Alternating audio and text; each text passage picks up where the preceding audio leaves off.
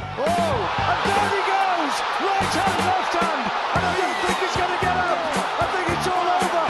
I think it's over. Is he going to get up? Can he get up? Can he get up? He does. Oh my goodness! Somehow Fury has managed to get up. Hello folks, and welcome back to the Brawl Boxing Podcast, brought to you by the Brawl Network and powered by 92 Degrees and CBD Uplift. I am Kieran McCourt, and I'm joined by co-hosts Colin McGuigan and Ram McLaughlin. As always, guys, before we start, I just want to give a massive shout out to one of our sponsors, 92 Degrees. They're a coffee shop which started over in Liverpool, and they're now expanding into various other cities such as Manchester and Leeds. So if you do happen to be in any of them cities, please get yourself there. Their coffee is absolutely amazing, and they've really helped us out coming on board. We couldn't do it without you lads, so thanks a million. Thanks for that, McCourt. Another company which has made all this possible for us is our amazing new sponsor, CBD Uplift. CBD Uplift is the home of the highest quality CBD available in the UK. Head over to cbduplift.co.uk and begin to uplift yourself today using code BRAWL15 at checkout, and you will receive 15% off your entire order and free shipping as well. So follow them on Facebook and Instagram because they've got some really good deals going on at the moment. Thanks a million for the support. It means a lot, lads. So this week on the show, we have one of the most exciting talents coming through the Irish and British boxing scene. It's Black Thunder, Caoimhin Agyarko. Caoimhin, how are you doing, mate? I'm not too bad, mate. Just finished training, so got back to camp there yesterday. So I've started camp and looking forward to getting back out there. Caoimhin, I've seen you tweeting about the CBD stuff. If you need a discount, there's a Brawl discount there waiting on you. Like, if you need it, don't worry about it. We'll sort it out. Definitely. Listen, do you know what? As soon as I get off this podcast, I'll order some. Yes, come on. What a guy! Caoimhin, you're obviously a proud Belfast man. You're flying the flag for all of us. But you actually were born in London. What was the earliest memories moving from there over to Belfast? Do you remember much of growing up in London, or were you just over to Belfast? Yeah, no, I do. I remember bits and pieces of my childhood growing up in London, but I moved to Belfast whenever I was 8. So obviously it's not as clear. But yeah, do you know what? I had a regular childhood like everybody else. I never boxed whenever I was in London. I started fighting whenever I come to Belfast. So because my uncle used to box. But yeah, I had a okay upbringing in London. Then moved here. I'm back in London now, but moved to Belfast. What was it that was that initial attraction for you in boxing? Was it like more like you said your uncle ran a boxing club there or whatever? Was it something like that you got into, or was it just like you wanted to defend yourself maybe? What was it? Well, my uncle used to box for Holy Trinity, and my mum just brought us there, me and my brother, to show us where he boxed, and we just put the gloves on from there and just started hitting the bags and never looked. Well, I never looked back anyway. But I was always an aggressive kid. Always, like I said, I come from London, and I moved to St James's at 8 years old. Probably one of the first. Straight in the deep end. Exactly. other than Tommy McCarthy, probably one of the first mixed race black families in Belfast, especially in the straight into St James's like.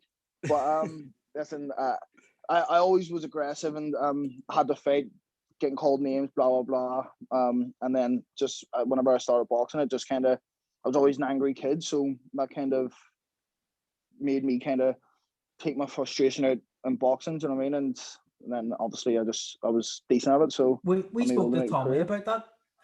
Obviously, like being mixed race and black in Belfast, and people kind of underestimate what that's like. Was it different? Was it hard for you at any point? Because Tommy said there was stages of his life growing up that he actually did have times where people were racist to him, and to us we were kind of surprised by that because we didn't think that kind of thing happened in West Belfast.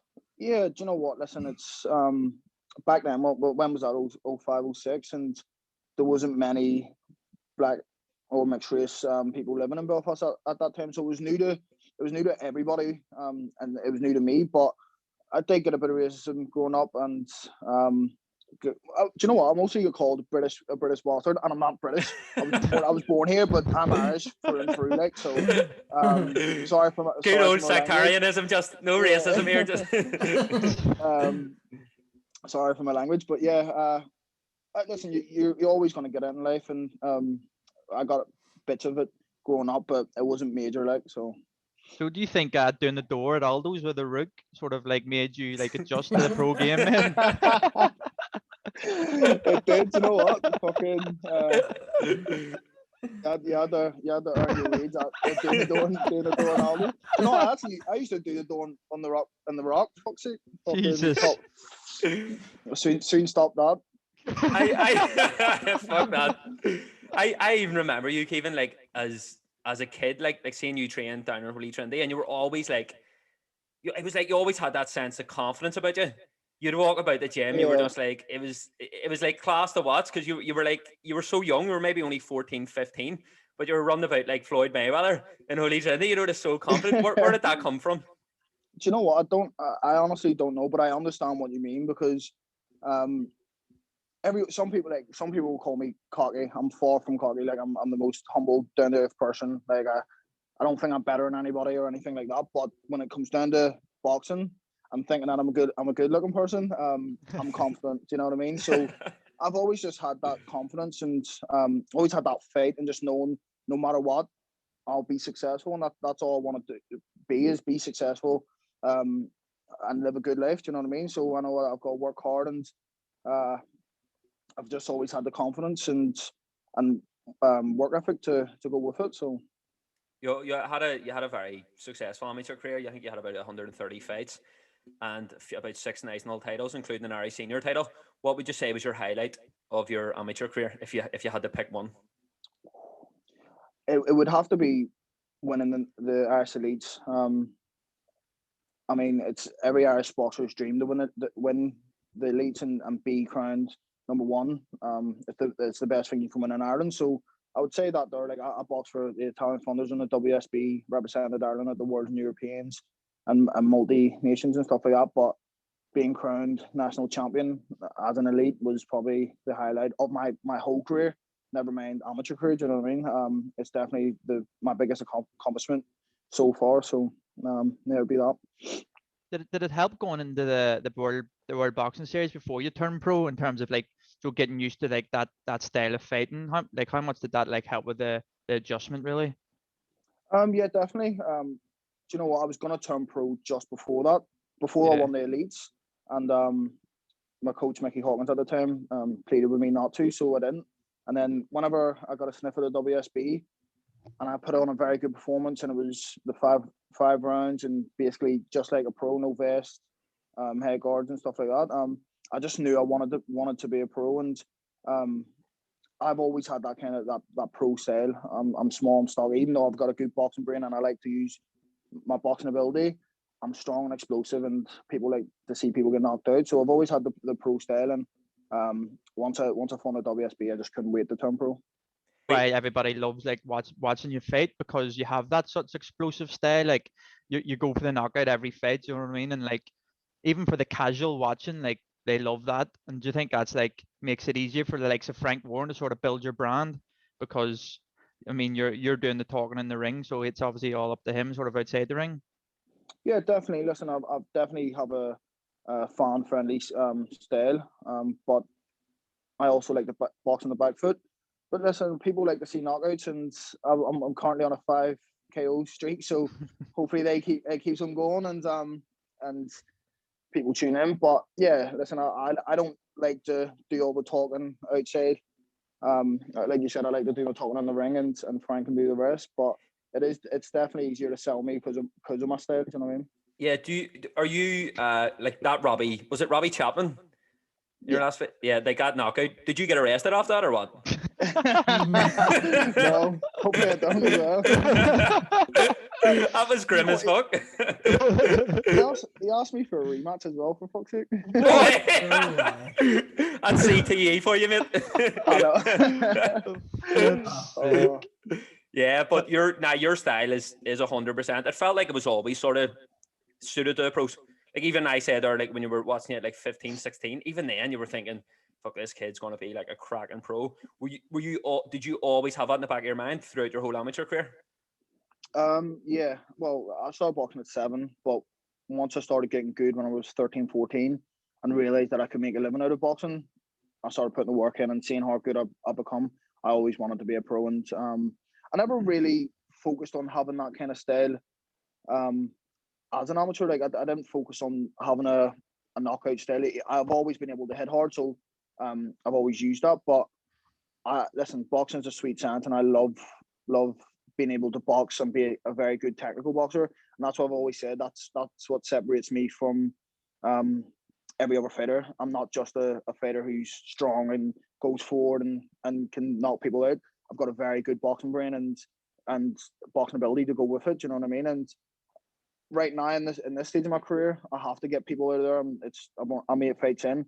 I need to be knocking people out, but once I go up the ranks, you'll be I hope to still be knocking people out, but you're going to see a different side of my boxing game, and that'll be the more slick boxing ability that I use in sparring and stuff.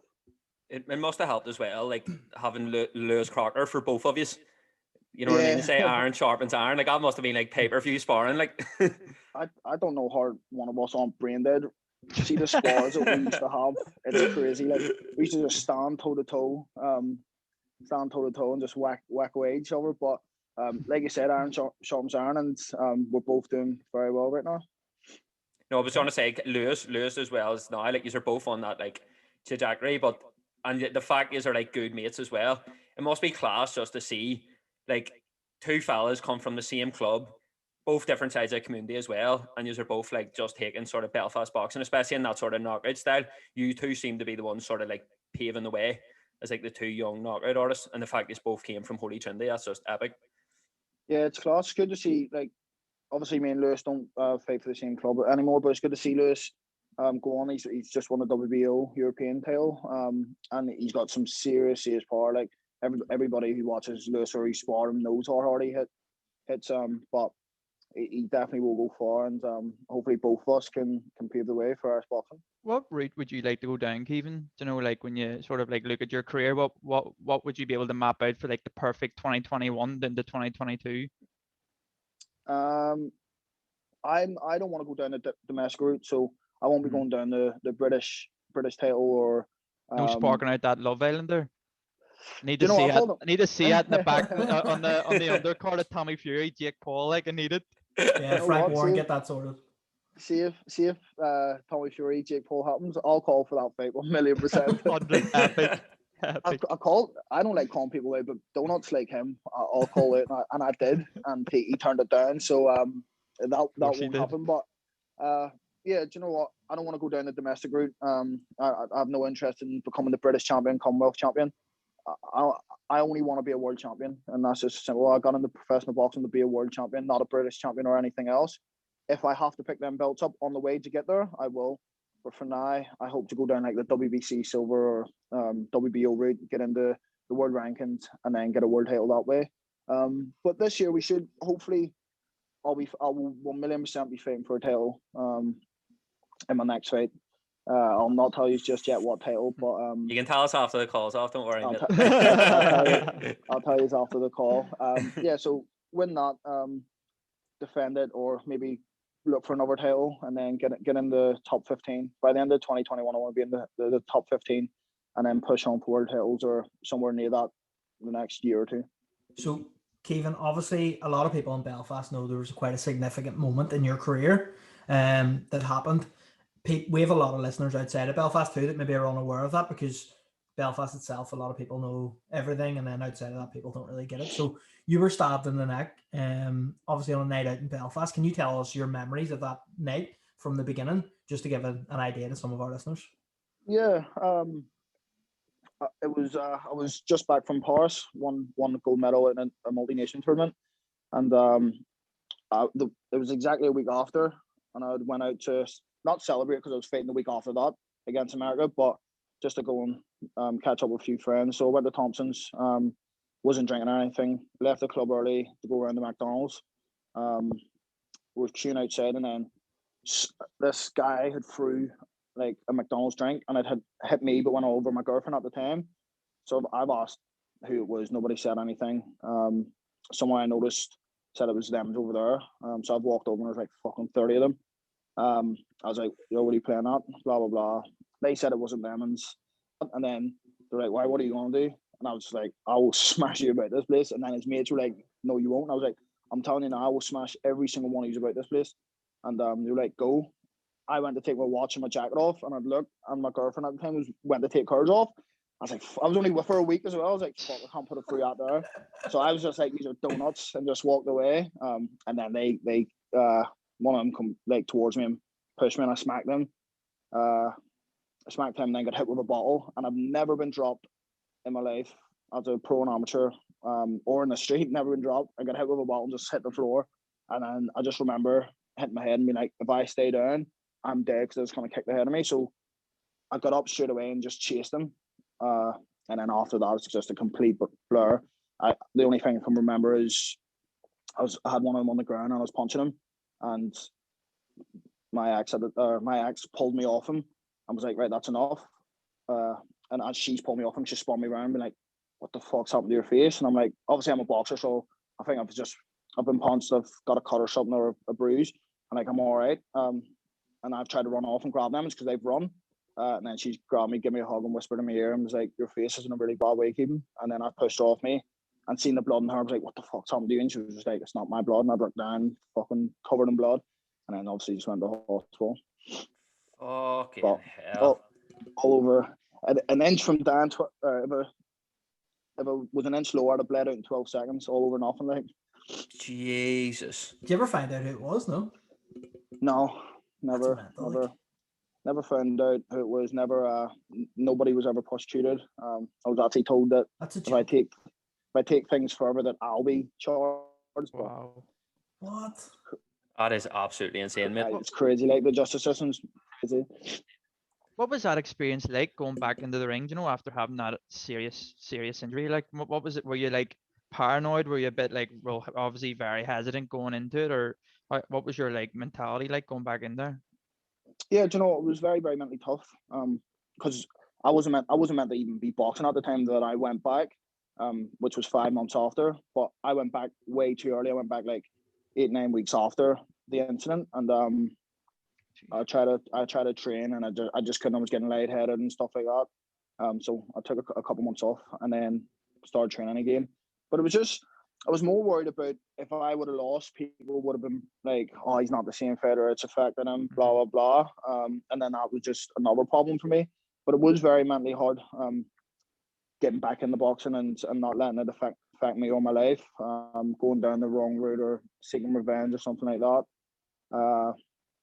But I'm glad that I did continue to box, and thankfully at the time I got the win and it didn't affect me. Does it make you more hesitant? Incredible.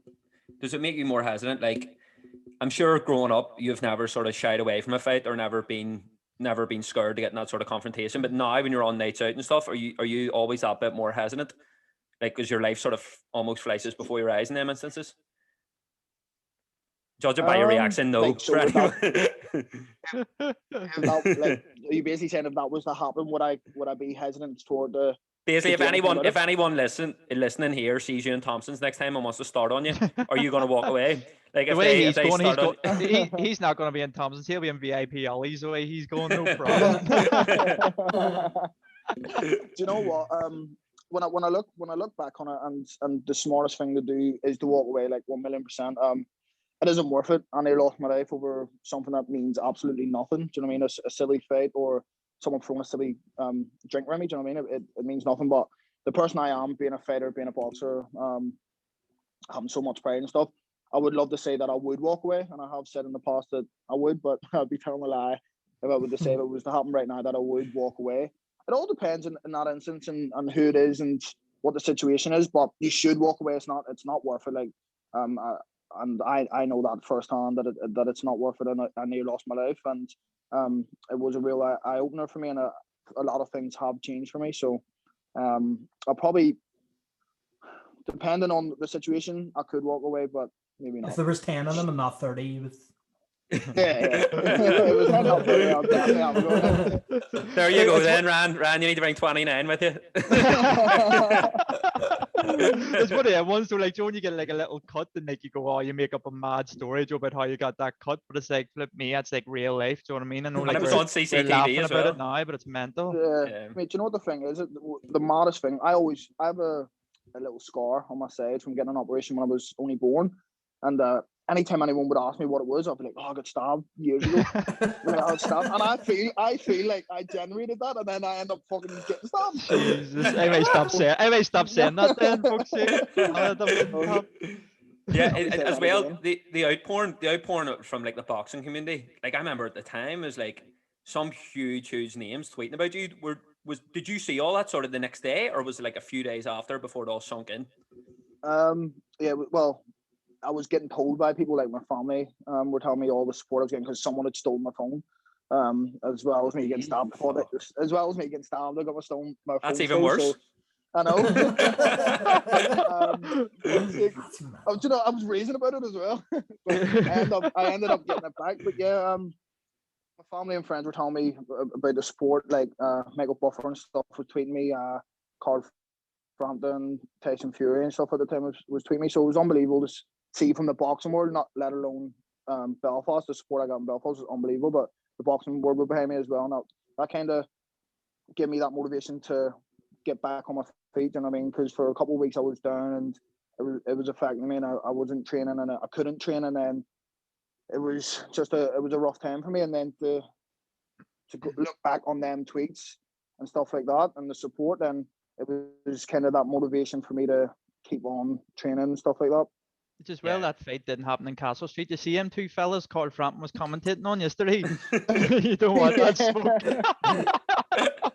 Lovely job, like it was a lovely job. I see what he said. That lovely job. He definitely must have the tinted windows. Like, there's no chance he didn't notice that was Frampton. Yeah, getting a tweet from Tyson Fury like that must have been some buzz. It was unreal, mate. I couldn't believe it. Michael Buffer, like imagine Michael Buffer. He had no clue who I am. Like, it probably doesn't even know he tweeted me. And it was just unbelievable. And then for Tyson Fury to tweet me, and then a year and a half, 2 years later, get signed by the promoter that he's with, it was unbelievable for me. What's this I hear about you're a bit of an AJ fan?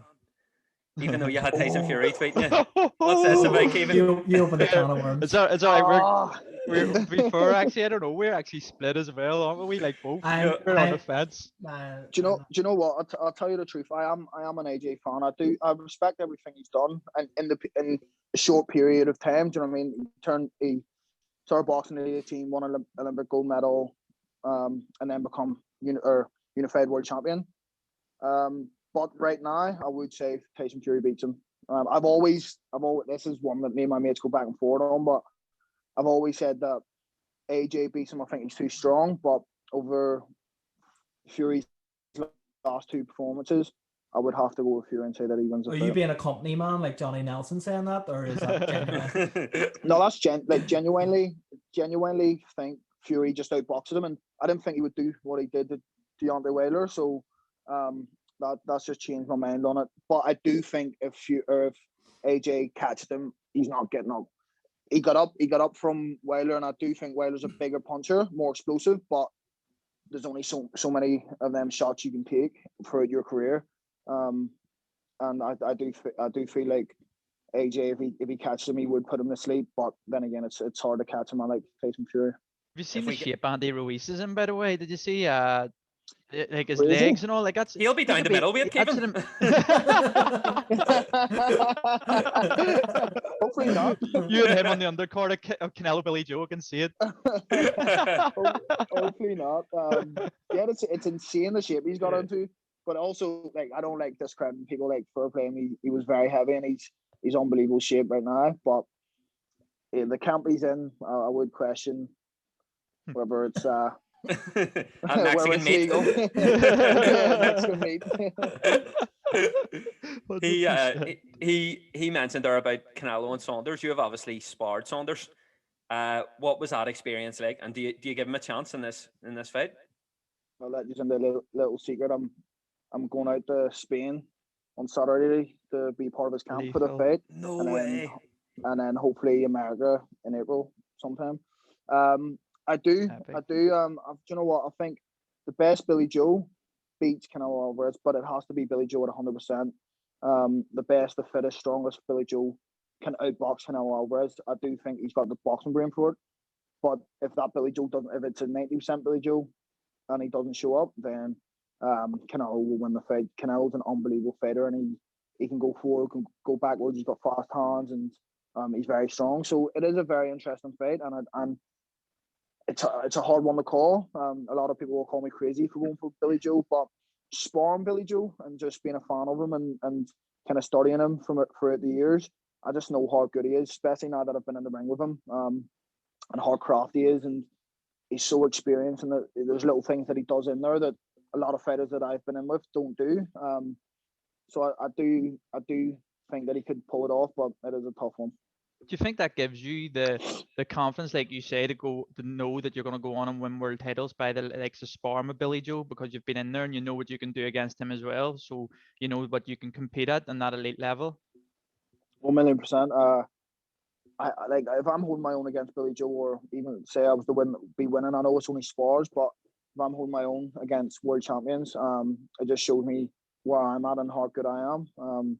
So it definitely, like, I sparred Billy Joe and I come out feeling confident after it, and it let me know what level of boxing I was at, and I was happy with it. So it definitely is and especially like Billy Joe to pick me for the biggest fight of his life, probably one of the biggest fights in boxing at the moment, and I was meant to be a part of Callum Smith's camp for that fight. They contacted me. Unfortunately, that fell through. Probably reason to beat. I was about to say it. But yeah, it just shows me where I'm at and what stage I'm at in my career, and that people like them regard me very highly. Do you know what I mean? To have two world champions ask me for sparring for the biggest fights of their careers is unbelievable. And this is only a start for me. Do you know what I mean? I'm 8 fights in, and I'm learning so much. And main reasons why I wanted to get you on too, because obviously your story, but like what you've got ahead of you, like, and I think Belfast, everyone needs to get around backing you, and because what you will go on to do, hopefully, is world titles. Do you think that will be middleweight, or do you reckon you'll go up and down weights?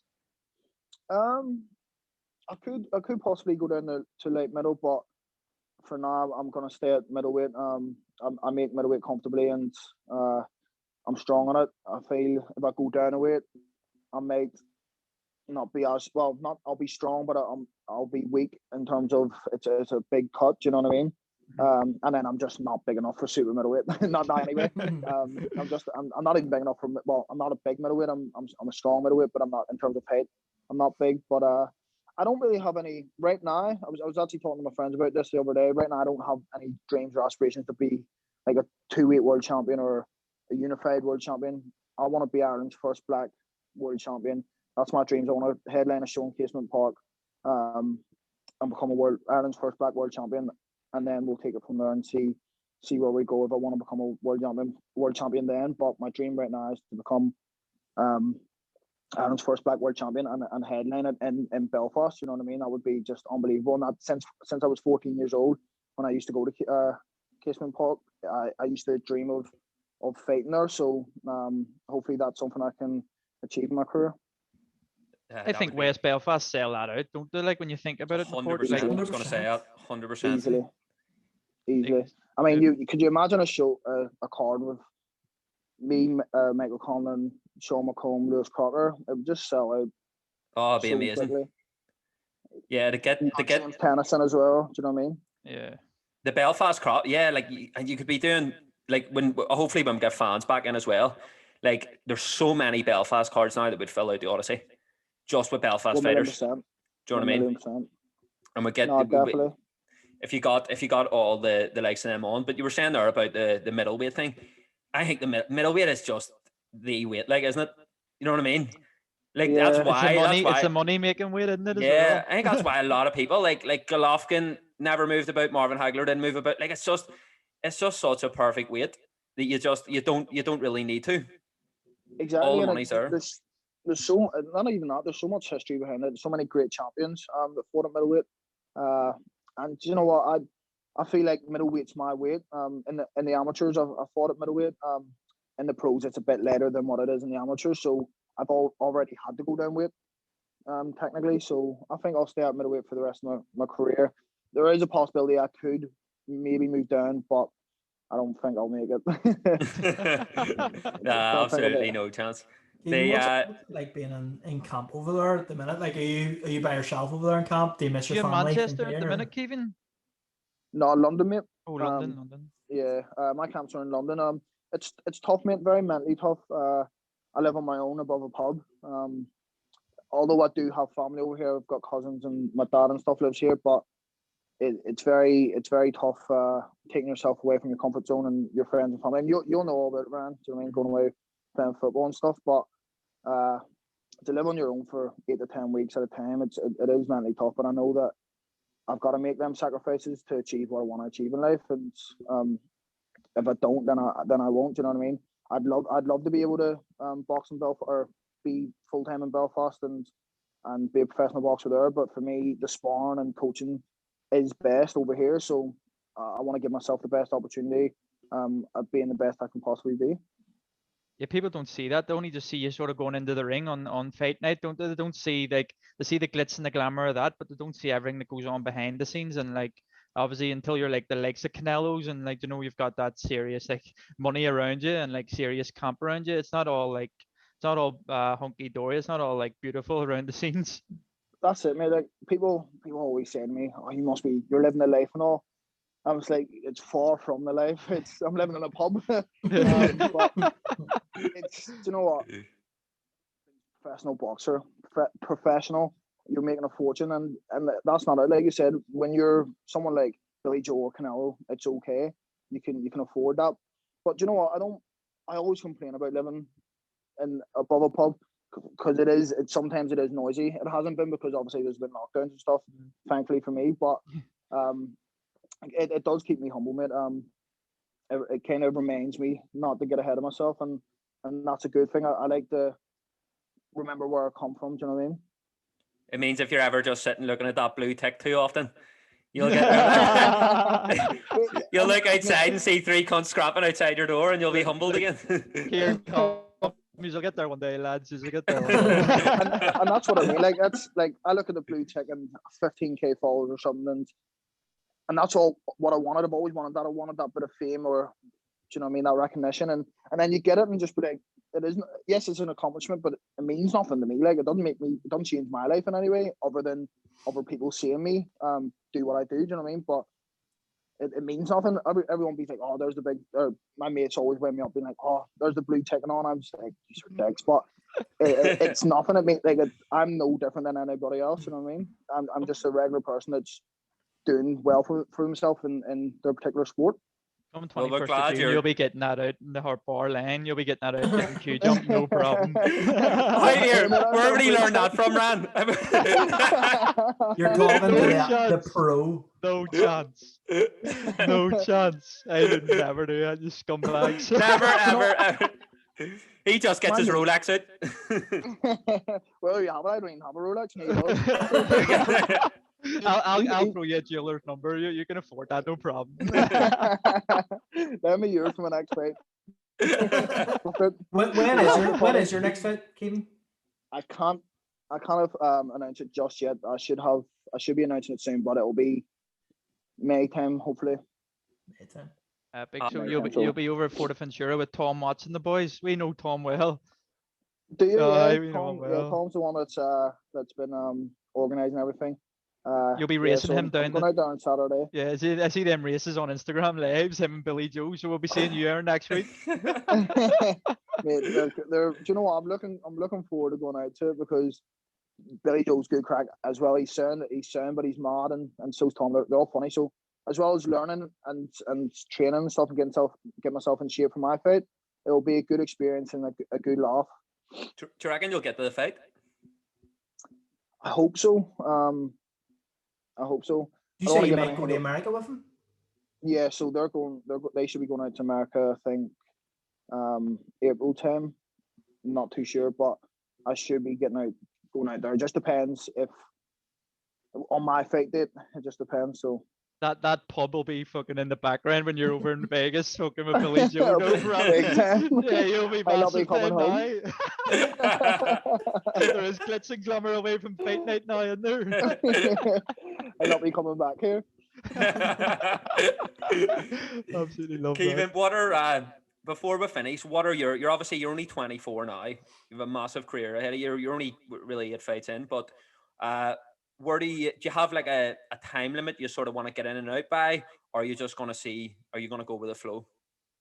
Yeah, definitely. Like I said, that's the whole thing with being the Ireland's first black world champion. I want to become a world champion, and right now I want to retire before I'm 30, 29, 30. I don't want to be in this sport very long. I've been boxing since I was 7, so you imagine the many punches I've took. It's a very dangerous sport, so I don't want to be staying in it too long. But at the same time, I want to achieve what I've set out to achieve, and I want to make enough money out of it. So I do want to retire when I'm about 30, 29, 30. But if I do become a world champion, and then my dreams at that stage of my career is to become a 2-weight or a unified world champion, then I could possibly stay on. But I don't think it would be anything over 32, 33. That's the thing, though. Like so many people, like I remember David Hay always said 30. 30 was the mark, and he'd be out. But nowadays, like 30, you're only really coming into your prime. Like 20 or 29, 30, you're coming into it. So easier said than done. Like it is easier said than done. But do you know what? I've had my fair share of injuries over the years. Thankfully, touch wood, there's no injuries at the moment. And down the line, I know that my hands will probably fucking collapse or something. Throughout my career, I've just had mad hand problems, so that could be the factor as well, and me retiring at a certain stage.